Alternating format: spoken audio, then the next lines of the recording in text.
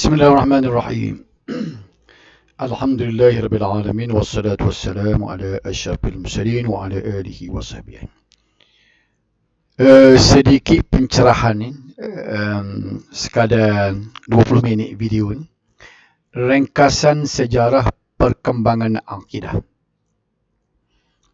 Baik, saya mulakan dengan Rasulullah sallallahu alaihi wasallam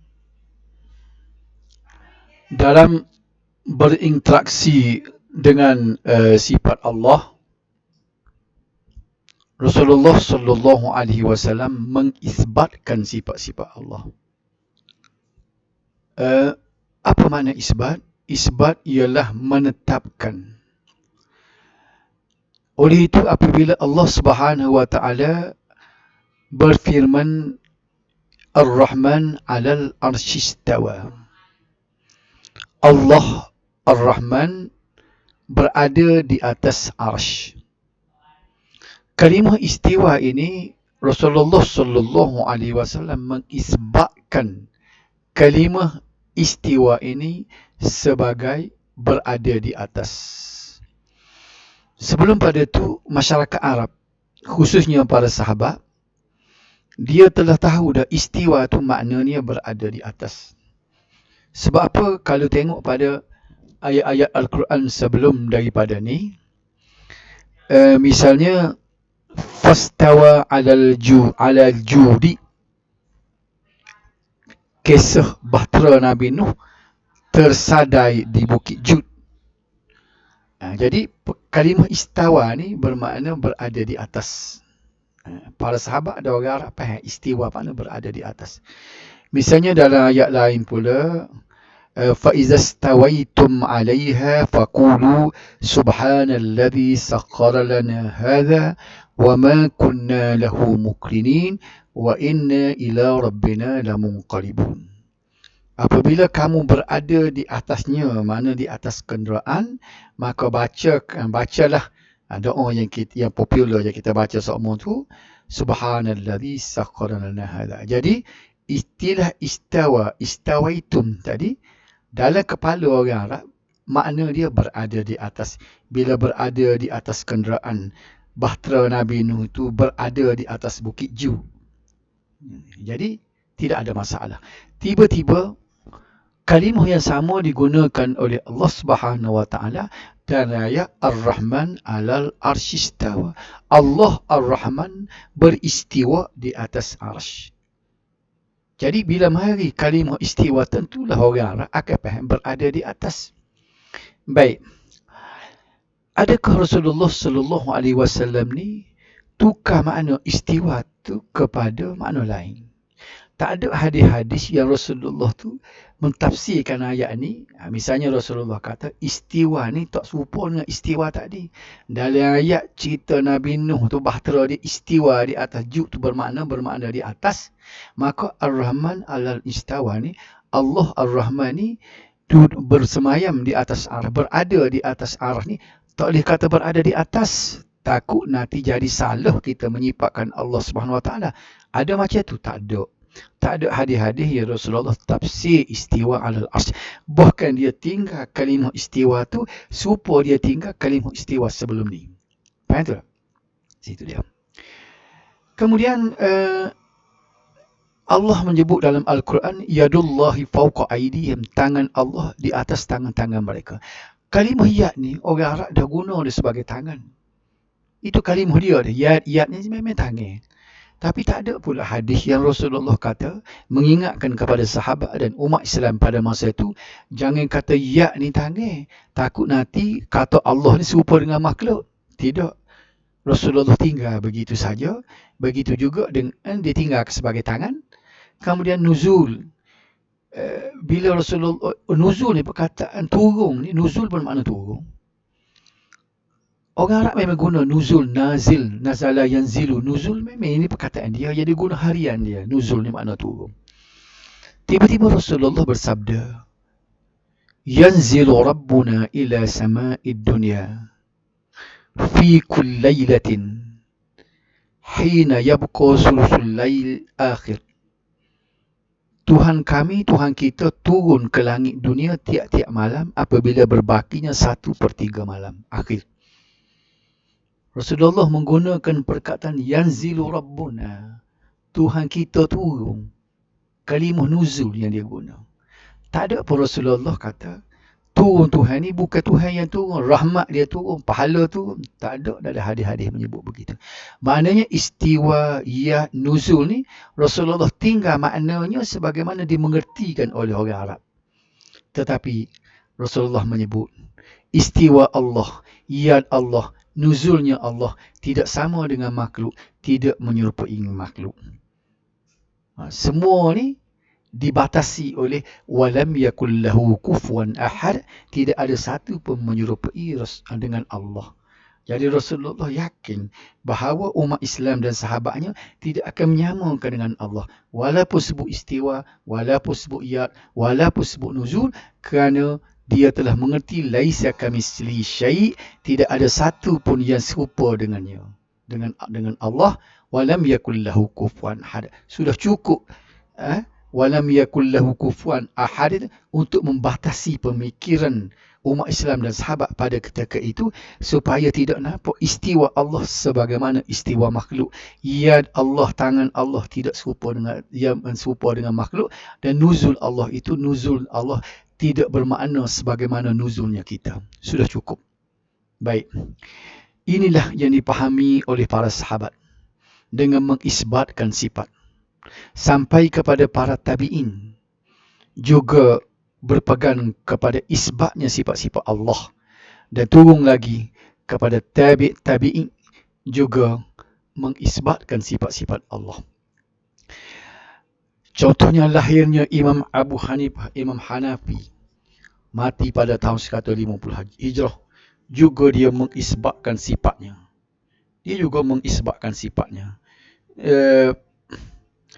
Sebagai contoh, kalau kita tengok di sini, Abu Hanifah ni disebut dalam kitab dia Al-Fiqhul Akbar.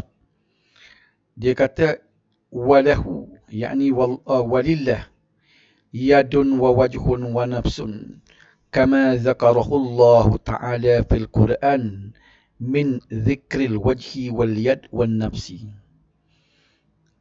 Allah ada tangan, ada muka dan ada zat, sebagaimana Allah menyebut sendiri di dalam Al-Quran dengan sebutan al-wajhu wal yad wan nafs. Tapi dia kata fahuwa sifatun bila kaifin, itu adalah sifat-sifat yang tidak boleh kita huraikan bagaimanakah sifat-sifat tersebut. Tapi baik, jadi begitu jugalah dengan Imam Malik.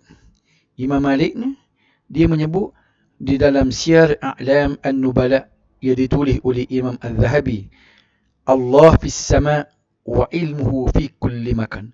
Allah berada di langit dan ilmunya berada di mana-mana. Al-istiwa maklum. Kalimah istiwa, berada di atas, itu maklum. Semua orang tahu. Wa kayfiyatuhu majhul. Dan kafiyat macam mana istiwa itu, ini memang tidak boleh diketahui. Tetapi wal imanu bihi wajibun, beriman dan yakin bahawa istiwanya Allah itu adalah wajib. Wasu'alu anhu bid'atun, dan bertanya tentangnya, bagaimana Allah beristiwa, bagaimana tangan Allah, bagaimana Allah turun, semua itu adalah soalan-soalan bid'ah yang tak boleh ditanya, tak payah dipikir. Begitu juga dengan imam kita, Imam Syafi'i. Okey, Imam Syafi'i sebagaimana dia sebut dalam Adabus Syafi'i wa manaqibuhu li Ibn Abi Hatim. Dia menyebut di situ, di mana di hujung kenyataan dia, Imam Syafi'i sebut wa annallahu ala arsyihi wa samaihi, bahawasanya Allah itu di atas arasnya dan di langitnya. Nampak dah semua ni. Semuanya imam ini, Imam Hanafi tadi, Imam Malik dan Imam Syafi'i, semuanya isbab.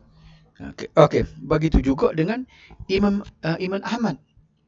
Imam Ahmad sebagaimana yang disebutkan oleh Al-Baihaqi dalam kitabnya Al-Asma' was Sifat, dia menyebut wal athar anis salafi hakaza istiwa Allah كثيرة وعلى هذا الطريق يدل مذهب الشافعي وإليها ذهب أحمد bin Hanbal.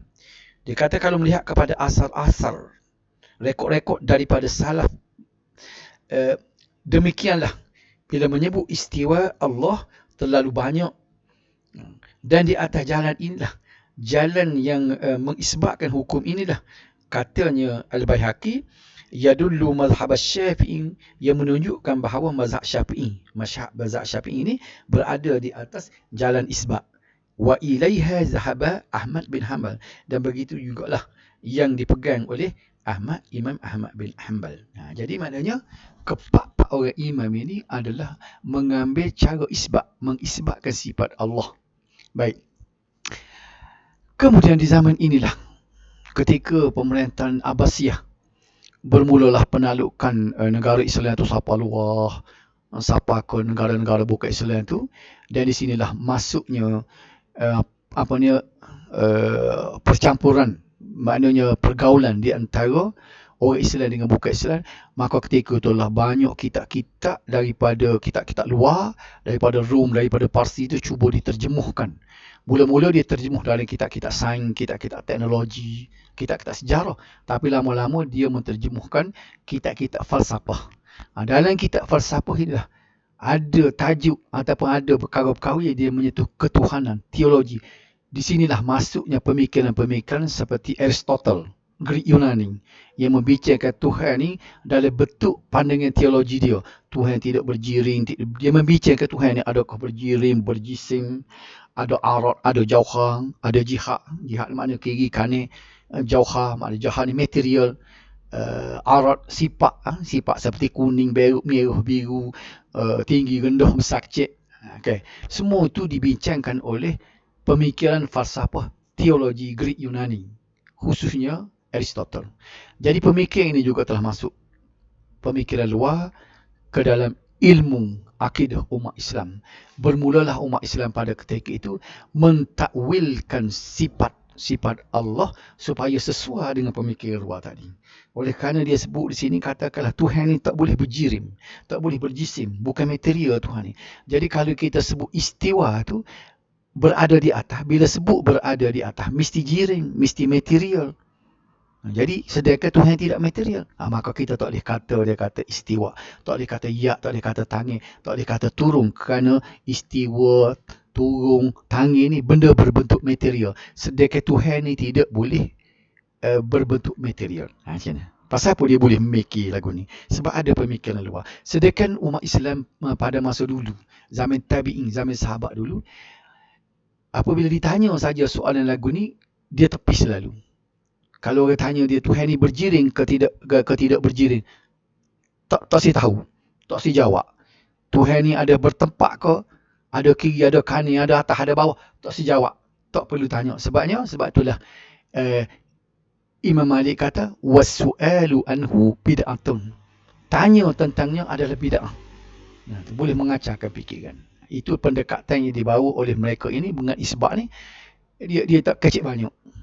Tetapi jalan takwil dia cuba mentakwilkan supaya sesuai dengan pemikiran luar, dengan menukarkan kalimah-kalimah. Apabila Allah Subhanahu Wa Taala menyebut istiwa, dia kata kita tidak boleh sebut istiwa, takut-takut nanti Tuhan tu berjirim, berjisim, maka kita kena tukar dengan makna memerintah. Yad tidak boleh kata tangan, nanti nampak berjisim, nanti nampak menyerupai makhluk, menyerupai kita. Maka yad, tangan itu jangan terjemah tangan, kena kata kuasa.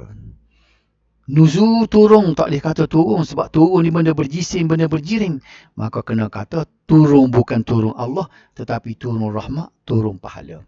Nampak di sini. Jadi sekarang sudah ada dua kaedah. Satunya kaedah isbat, satunya kaedah takwil. Kaedah takwil ini dinamakan sebagai ilmu kalam. Golongan ataupun generasi yang mengisbatkan ini dipanggilkan generasi salaf, maknanya dulu. Kemudian generasi yang mentakwilkan ataupun metodologi mentakwilkan sifat-sifat Allah ni dipanggil khalaf. Jadi istilah-istilah sini kita akan dengarlah dalam perbicaraan salaf, khalaf ni macam ni. Baik. Kaedah ataupun cara isbat dan cara takwil ini berjalan terus sampai kepada hari ini sehingga menimbulkan polemik. Baik. Lahirlah dalam golongan takwil ini ialah Abul Hasan Asy'ari yang lahir pada 260 hingga 324 Hijrah. Dia mati 324. Abu Hasan Asy'ari ini mengasaskan ilmu kalam yang disambung tugasnya oleh para ulama kalam, iaitu membahaskan Allah Subhanahu Wa Taala dengan logik akal. Oleh kerana nama dia Abu Hasan Al-Asy'ari, maka ulama-ulama yang mengguna cara Abu Hasan Asy'ari, ulama-ulama kalam ni, menggelarkan mereka adalah golongan Asy'ariyah, menisbahkan kepada Abu Hasan Asy'ari. Baik, pemikiran salaf ini pula yang mengisbat, yang tak nak takwil ayat-ayat Allah seperti itu, kalimah-kalimah seperti itu, diteruskan dan diteruskan oleh ulama hadis. Ulama hadis ini pula, cara dia mengisbatkan ayat ni, pemikiran macam ni, dia menisbahkan kepada Imam Ahmad bin Hanbal, sebab itu nama dia Hanabilah. Jadi cuba tengok dua ni. Ulama kalam menisbahkan dirinya sebagai, menggelarkan mereka ini golongan Asy'ariyah kerana mengambil nama, menisbahkan kepada Abu Hasan Asy'ari. Ulama hadis pula menggelarkan di golongan mereka Hanabilah kerana menisbahkan kepada Muhammad bin Hanbal. Jadi dua kamp ni, Hanabilah, Asy'ariyah. Lahirlah ulama-ulama Asy'ariyah ni seperti Al-Baqillani, Imam Al-Haramaini, Imam Al-Ghazali dan Fakhruddin Ar-Razi. Okay. Berjalan terus kamp isbat dengan kamp takwil ini sehingga golongan Hanabilah melahirkan Ibn Taymiyah, Ibn Al-Qayyim dan Ibn Kathir. Okay. Dan takwil ini diteruskan sebagai ilmu kalam dan masih lagi dan menisbahkan mereka itu sebagai Asy'ariyah. Jadi ada dua kamp, Hanabilah, Asy'ariyah. Kemudian lahirlah pada abad yang ke-12. Lahir pada 1115 Muhammad Abdul Wahhab. Baik. Muhammad bin Abdul Wahhab ni muncul kerana usahanya ialah untuk mengembalikan umat Islam yang duduk di tanah Saudi pada masa itu telah pun berfahaman ilmu kalam, ulama kalam, Asy'ariyah. Dan menyebabkan pada masa itu tumbuhnya benda-benda khurafat, supaya apa ni, duduk puja kubur, buat benda-benda yang dikira khurafat bagi dia, benda-benda bid'ah dan khurafat yang bertentangan dengan ajaran Hanabilah. Maka Muhammad bin Abdul Wahhab pun dia mendapat panggil kuasanya, kekuatannya daripada Raja Malik Saud pada ketika itu. Dia gabungkan tenaga dan menyebabkan gabungan itu dia telah berjaya menukarkan pemerintahan Saudi itu daripada kuasa Turki kembali kepada kuasa Saudi. Kembali kepada kuasa Arab, iaitu Saudi. Nisbah kepada Malik Saud. Jadi sebab tu kalau kita pergi di Mekah ada kesan-kesan bangunan-bangunan ni Turki tu, kerana satu masa dulu Turki memerintah Saudi. Jadi ketika itulah banyak benda-benda yang dikira khurafat yang bertentangan dengan ajaran Hanabilah. Jadi usahanya untuk mengembalikan kepada Hanabilah tu berjaya, hasil daripada Muhammad bin Abdul Wahhab dan Malik Saud. Baik. Usaha ini, usaha Muhammad Abdul Wahhab yang meruntuhkan kerajaan Turki, mengembalikan kepada Hanabilah ni, tentulah dimarahi. Marahlah orang-orang yang memihak kepada Turki. Itulah banyak tulisan-tulisan yang dibuat bentuk negatif kepada Muhammad bin Abdul Wahhab, sehingga kan kisah-kisah Abdul Wahhab bin Rustum, seorang pemimpin Arab pada tahun 200 Hijrah. 200 Hijrah, 1000 tahun dulu, nama dia Abdul Wahhab bin Rustum, yang kejam. Jadi kekejaman Muhammad Abdul Wahhab bin Rustum tu diheret kepada Muhammad Abdul Wahhab. Jadi cerita cerita Abdul Wahab bin Rustum tu dikatakan kekejaman dan jenayah yang dibuat oleh Abdul Wahab bin Rustum itu dikatakan perbuatan Muhammad bin Abdul Wahab. Jadi kitab-kitab tulisan-tulisan itulah akhirnya sampai kepada negara kita, dibaca oleh orang kita. Begitu jahatnya Muhammad bin Abdul Wahab. Satu kisah lagi ialah pada satu tahun jemaah-jemaah haji yang duduk di Arafah telah dibunuh beramai-ramai, dan pembunuhan itu dituduh Muhammad bin Abdul Wahab yang membunuh jemaah-jemaah haji yang sedang berwukuf di Arafah. Ribu-ribu mati pada ketika itu. Okey. Sebenarnya bila kita cek dengan sejarah, siapa dia yang buat pembunuhan di Arafah tu? Ialah Qaramitah, kumpulan Qaramitah daripada Iran, Syiah Iran. Semuanya cerita ni dibubuh atas kepala Muhammad bin. Maka buruklah imej Muhammad Abdul Wahab dan tulisan-tulisan memburuknya sampailah kepada negara kita, dan di sinilah bermulanya untuk menisbahkan satu pahaman Muhammad Abdul Wahab ini dengan gelaran Wahabi. Sini tubik Wahabi ya. Jadi kalaulah ada orang kata Ibn Taymiyah pun Wahabi, ini satu benda yang salah dari segi sosial, dari segi sejarahnya. Muhammad bin Abdul Wahab ni lahir 1115. Ya Ibn Taymiyah 728 tu mati dah. Macam mana boleh kata Ibn Taymiyah itu Wahabi? Inilah dia. Sampailah kepada hari ini, Wahabilah dikirakan jenayah dan merosakkan akidah umat Islam dan amal ibadat umat Islam. Baik. Kita perincikan sikit isbat dengan takwil Hanabilah dan Asy'ariyah tadi. Supaya kita tahulah, kita akan jumpa beberapa istilah ni. Misalnya yang pertamanya tajsim. Tajsim ni bermakna menjisimkan Allah. Orang yang menjisimkan Allah dipanggil mujassim. Kem Asy'ariyah selalu menuduh Hanabilah ini mentajsimkan Allah, menjisimkan Allah, dan mereka ini adalah mujassim. Buktinya ialah kerana kata Allah tu berada di atas. Kerana kata tangan Allah. Kerana mengisbatkan sifat. Maka itu sudah jadi tajsim. Ataupun dia tuduh juga tasbih, menyerupakan Allah dengan makhluk, dipanggil sebagai puak-puak musyabbihah. Macam mana dia boleh tuduh mujassimah dengan musyabbihah? Semata-mata kerana Hanabilah mengisbatkan, tak si takwil perkataan istiwa, yad dan nuzul tadi.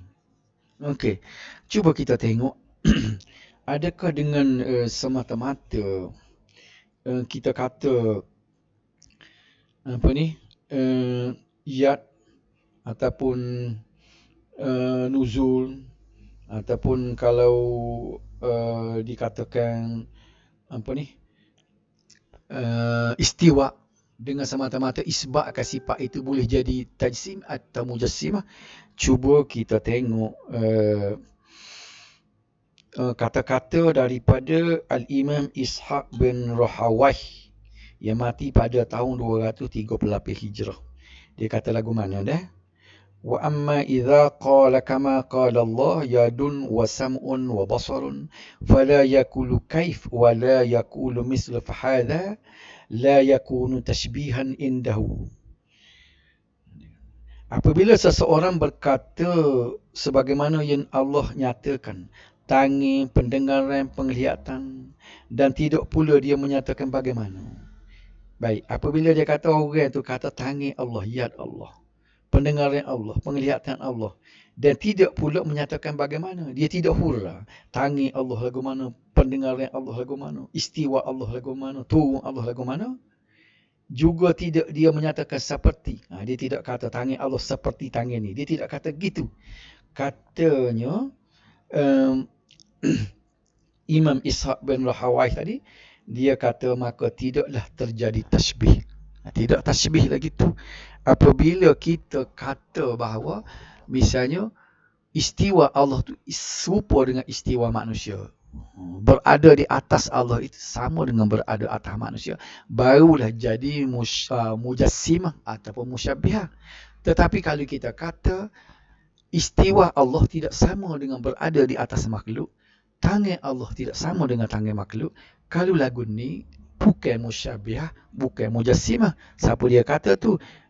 Imam Ishaq bin Rahawai. Nampak dah situ je. Baik. Kemudian Hanabilah ni pula dia menuduh Asy'ariyah ni taktil. Taktil maknanya meniadakan sifat Allah. Dia panggil mu'attilah. Apa makna meniadakan sifat Allah? Sebab bila Tuhan kata tu dia ada sifat apa? Sifat istiwa. Sifat berada di atas. Tiba-tiba kita tukar istiwa tu kepada memerintah. Artinya sifat tu kita pergi buang. Bila Allah Subhanahu Wa Taala kata yad, ada tangan, tiba-tiba dia tukar yad tu kepada kudrah. Ini sedangkan kudrah tu ada sifat Allah. Jadi sifat hak dua.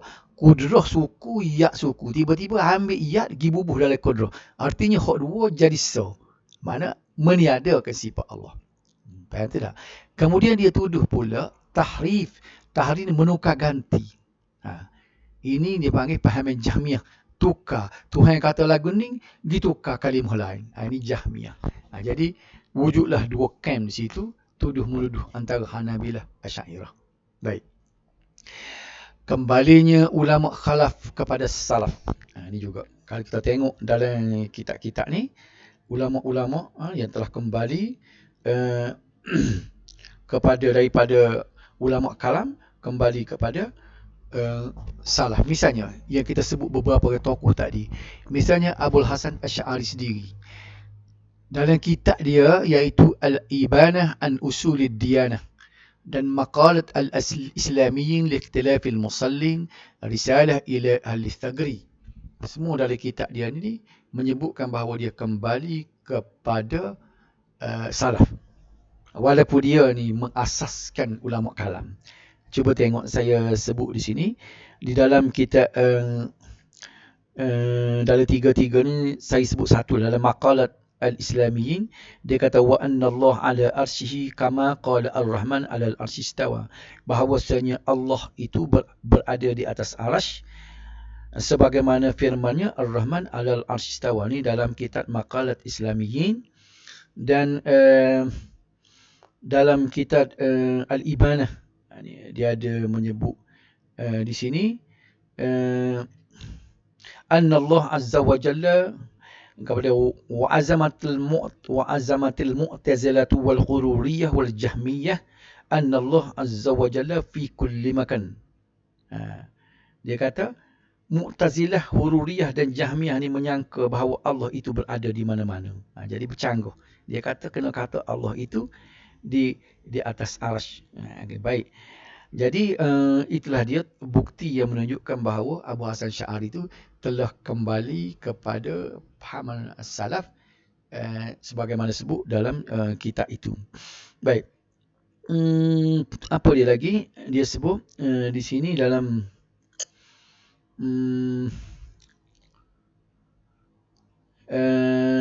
kemudian ulama khalaf seterusnya ialah Al-Baqillani.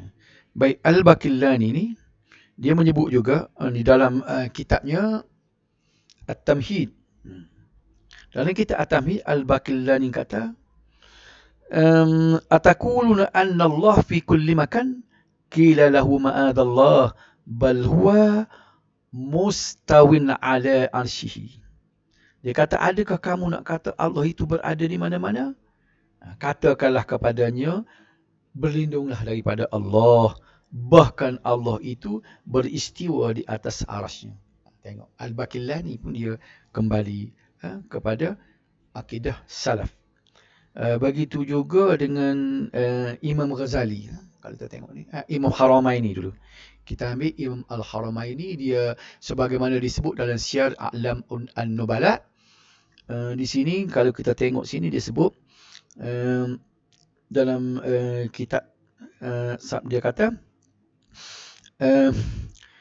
tak apalah, kita ambil kitab lain, Syiar An-Nubala, saya sebut dalam kitab lain. Imam Haramaini disebut oleh Ibn Hajar Al-Asqalani, disebut di dalam sebagaimana kitab Fathul Bari-nya. Dia sebut, dia kata di akhir kalam dia tu waqad raja'tu wa taqattu madhhab as-salaf. Sesungguhnya aku telah kembali dan beriktikad sebagaimana mazhab salaf. Okey. Begitu juga dengan Imam Al-Ghazali. Imam Al-Ghazali dalam kitab Al-Jam'ul Awam Anil Kalam juga dia menyebut sebagaimana i'lam anna al-haqq as-sarih alladhi la mira'a fihi inda ahli al-basair huwa madhhabus salaf. Dia menyebut, ketahuilah bahawa kebenaran yang nyata yang tak ada syak kepadanya ialah di sisi ahli al-Basrah, iaitu mazhab salaf. Dan Fakhruddin Ar-Razi, dia mula nulis dalam Asasut Taqdis, dia dalam nasyid syairnya yang masyhur, dia tulis wa kullu khairin fi ittiba'i minas salaf wa kullu syarrin fi ibtida'i minal khalaf. Maka segala kebaikan itu dengan cara menurut cara salaf, dan segala kejahatan itu dengan berbida'ah mengikut salaf. Ini yang disebutkan Fakhruddin Ar-Razi. Okay. Jadi kalau kita tengok sini, imam-imam ini yang berpahaman khalaf telah kembali kepada salaf, iaitu akidah Ahlul Hadis. Baik, oleh kerana itulah, kerana dua kepahaman itu berlakunya orang panggil transformasi daripada khalaf kepada salaf, itulah khususnya Imam Abu Hasan Asy'ari sendiri menyebabkan Asy'ariyah itu jadi dua camp. Satunya ekstrim dan satunya sederhana. Yang ekstrim ni dia takwil semata-mata yang ditegakkan oleh ulama kalam. Yang dia tidak terima isbat. Sedangkan golongannya sederhana Asy'ariyah ni, dia mengisbatkan sifat Allah, dalam masa yang sama dia mentakwilkan, takwil secara sederhana, tidak takwil melulu. Ada benda boleh takwil, ada benda tak boleh takwil. Jadi dia panggil takwil sederhana. Baik, begitu juga dengan Hanabilah, terbagi pada dua camp. Satunya ialah yang ekstrim dan satu lagi sederhana. Sederhana ni, Hanabilah ni lebih kurang serupa dengan Asy'ariyah. Dia isbat dan dia takwil sederhana. Baik, ekstrim sama ekstrim ni timbul masalah. Yang menuduh kafir mengkafir. Ekstrim Hanabilah tidak boleh berterima langsung Asy'ariyah. Ekstrim Asy'ariyah tidak boleh terima langsung Hanabilah. Berlakulah kafir mengkafir di antara dua camp ini. Jadi kita kena berada di antara dua ni. Sama ada sederhana Asy'ariyah ataupun sederhana Hanabilah. Isbat dan takwil secara sederhana. Sebab tu kalau tengok ulama besar yang berada di camp ni, Asy'ariyah sederhana, yang mengisbat dan mentakwil sederhana ialah Imam Al-Baihaqi. Jadi orang yang mutaakhir ni saya tidak tahu lah. Agak sayanya adalah macam Dr. Yusuf Qardawi berada sini juga. Dia mengaku Asy'ariyah dan dia tidak ekstrim. Dia menerima isbat dan takwil secara sederhana. Okey. Istilah Wahabi ni sudah jadi lain. Dia tidak bincang masalah akidah macam tadi, camp tadi dak. Daripada Asy'ariyah, Hanabilah, dia tak sampai situ dah. Dia masuk kepada permasalahan fiqh, masalah fiqh. Jadi apa sahaja yang tidak serupa dengan tradisi apa yang diamalkan oleh masyarakat setempat, ia tak serupa dengan dia akan mengwahabikan orang yang tak serupa tadi. Jadi istilah asal Wahabi itu telah bertukar. Kita tengok contohlah trend macam mana cara orang mengwahabikan orang pada masa lalu. Katakanlah kalau kita tengok seorang yang berpenampilan agama dengan pakaian serbannya 2 lapis, ada dengan buah tasbih, menampakkan agama. Walau dikatakanlah kalau dia keluar satu kenyataan, contohnya dia kata setengah ulama kata bulan Safar ialah bulan bala sepanjang tahun. Tiba-tiba marilah budak college dengan tidak ada watak wajah agama, tak pakai piah, pakai bojeng gitu, pegembuk, tak ada pakai serban, tak ada pakai wasbih. Dia jawab daripada kenyataan tadi, dia kata mustahil ada ulama muktabar berkata begitu kerana bercanggah dengan hadis Nabi riwayat Al-Bukhari.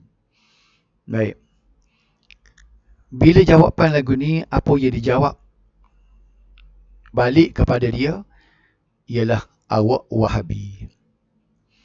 Satu lagi, bilalah orang yang berwatak agama ni kata walaupun ada beberapa hadis tentang makhluk pertama dijadikan Allah, tetapi jumhur ulama berpendapat Nur Muhammad.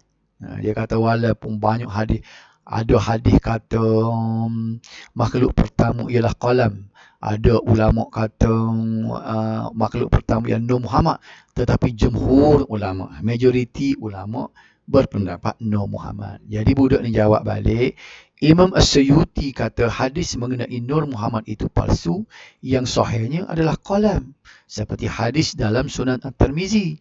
Jadi orang agama ni dia tidak jawab dalam bentuk hujah, tapi dia tunjuk awak Wahabi. Bila dia kata jangan baca tabbat yada dalam surah, dalam solat kerana takut Nabi berasa hati, budak ni jawab, ulama besar Al-Azhar Syekh Atiyah Saqar dalam fatwanya dalam kitab Al-Fatawa berkata, tiada dalil langsung yang melarang baca tabbat yada sama ada di dalam atau di luar solat. Dia akan kata awak Wahabi. Tapi masyarakat dan orang ramai, hak mana dia pegang antara dua ni? Tentulah dia percaya kepada ni.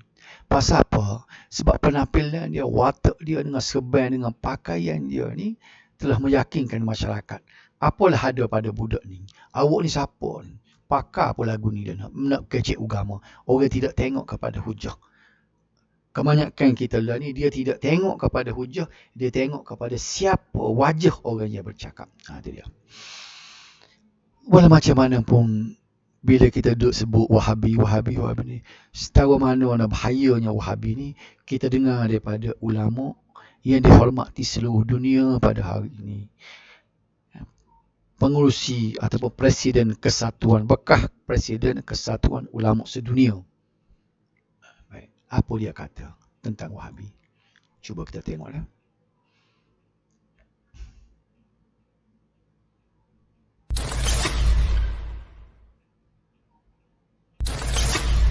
يا كلمة وهابيين هي نسبة إلى الإمام محمد بن عبد الوهاب الذي قام في جزيرة العرب، معروف دعوته، ودعا إلى التوحيد وحارب الشرك والخرافة ودعا الناس للعودة إلى الكتاب والسنة. وعلى أساس دعوته قامت الدولة السعودية الحديثة. نعم. وهو رجل حنبلي، يعني الحقيقة الناس بيقولوا وهابية، ولا ليس هناك يعني مذهب وهابي ولا عقيدة وهابية. الشيخ محمد بن عبد الوهاب رجل حنبلي، فمن كان يعني يحترم المذهب الإمام أحمد بن حنبل فلا بد له أن يحترم محمد بن عبد الوهاب، لأنه لم يخرج عن الحنبلية في شيء.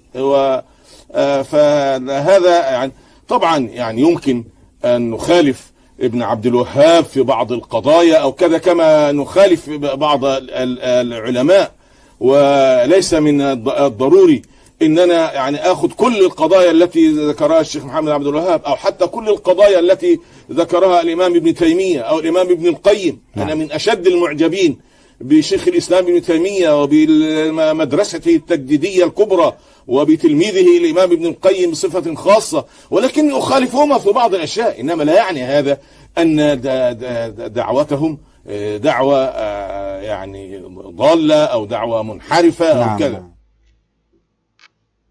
Okay.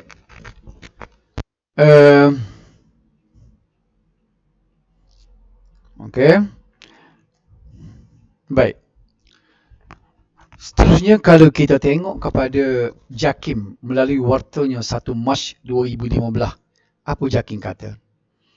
Pengurusi Jawatan Kuasa Fatwa Kebangsaan Profesor Emeritus Tan Sri Dr. Abdul Syukur Hussein berkata, aliran Wahabi bukan mazhab, tetapi satu bentuk pemikiran agama yang banyak dipegang oleh ulama-ulama di Arab Saudi mengikut pendekatan yang diambil oleh Muhammad bin Abdul Wahhab.